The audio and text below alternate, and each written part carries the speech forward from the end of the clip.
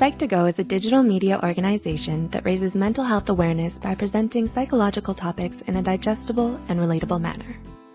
Please share our content with those who need it. It's a great way to support us as well. There are many different kinds of cheeses.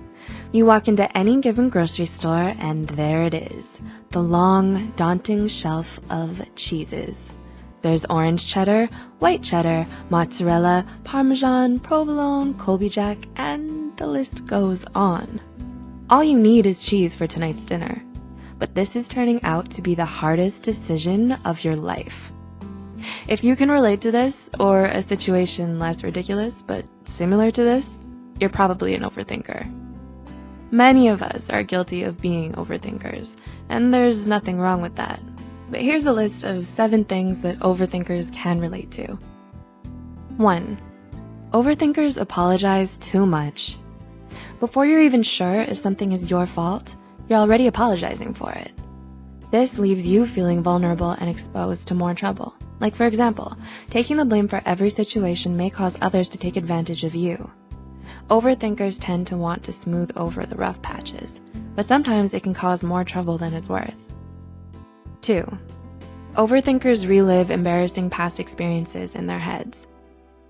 You tend to repeatedly relive the moments you are less proud of in your mind. For example, imagine that you're having a perfectly normal day. Then your brain decides to remind you of that one time in middle school when you ripped your pants in gym class. And just like that, your whole day is ruined. You tend to relive these past experiences and imagine how it could have gone differently. 3. Overthinkers appear more insecure than they really are. Because of your indecisive nature, it may cause others to view you as unsure of yourself or underconfident. This becomes apparent in working situations because you take too long to make decisions for clients or projects. 4. Overthinkers have problems sleeping. When you lay down at night, your brain starts to process all of the information you learned from that day. If you're a natural overthinker, your brain goes haywire at night, trying to organize all the thoughts that you're having. You may lay down in your bed at 9:30 p.m. only to find yourself wide awake at 1 a.m., forming a plan of how you're finally going to start going to the gym on a regular basis.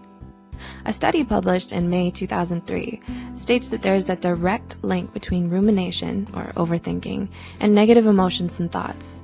Sleep quality and depressive and irritative moods go hand in hand. 5.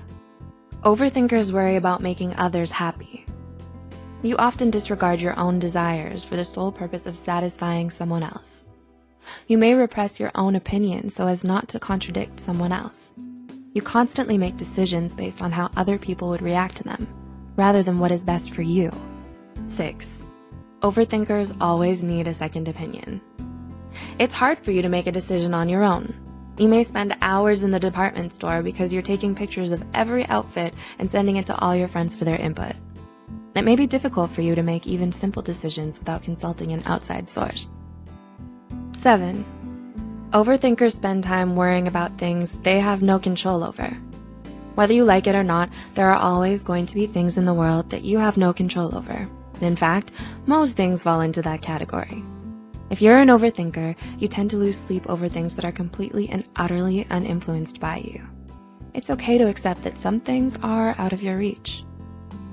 Sometimes overthinkers make their lives more difficult than they have to be.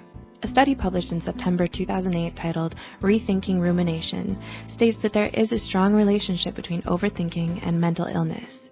Based on a person's proneness to overthink, you may be able to predict the likelihood of that person being depressed or having anxiety. Being an overthinker can make you good at critical thinking as well as sympathetic to others and their problems. But there are many options out there to help stop you from overthinking your whole life, if you feel that it's a problem. Try to put things into perspective. Do some meditation or deep breathing. Stop trying to make everything perfect because that more than likely is never going to happen. If you're an overthinker, try overthinking the good things in your life rather than the bad.